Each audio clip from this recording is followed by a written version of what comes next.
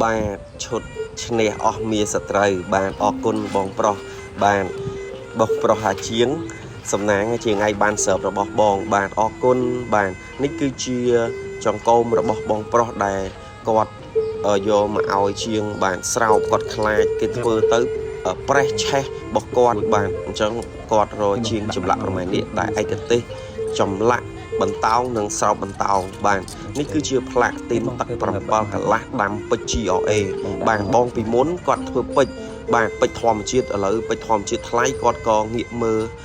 ពេជ្រ GRA ម្ដងដែល color ដូចពេជ្របាទគុណភាពដូចពេជ្របាទន័យថាប្រើដូចពេជ្រចឹងពុកម៉ែបងប្អូនគ្រាន់តែនេះគឺជាពេជ្រវិទ្យាសាស្ត្រអញ្ចឹងបងប្រុសក៏សម្រេចចិត្តមកធ្វើពេជ្រ GRA វិញព្រោះពេជ្រធម្មជាតិគាត់ធ្វើអស់រាប់ម៉ឺនដុល្លារឥឡូវមកធ្វើអានេះអស់ធូរមែនតើបាទពេជ្រកម្រិតរឹង10បាទនេះគឺជាកម្រិតរឹងរបស់ GRA នេះគឺ 9.7 អញ្ចឹងខុសគ្នាតែ3លេខឯពុកម៉ែបងប្អូនបាទហើយប្រើតកូនតចៅដូចគ្នាបាទអញ្ចឹងនិយាយទៅគឺពេជ្រ GRA នេះ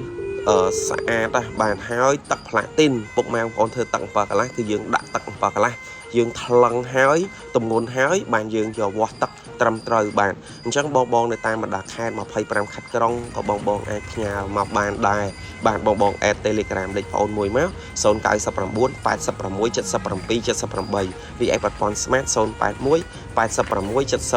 77 78បាទខ្ញុំបាទជាងចម្លាក់ប្រមាណនេះសូមអរគុណសូមជម្រាបលាបាទ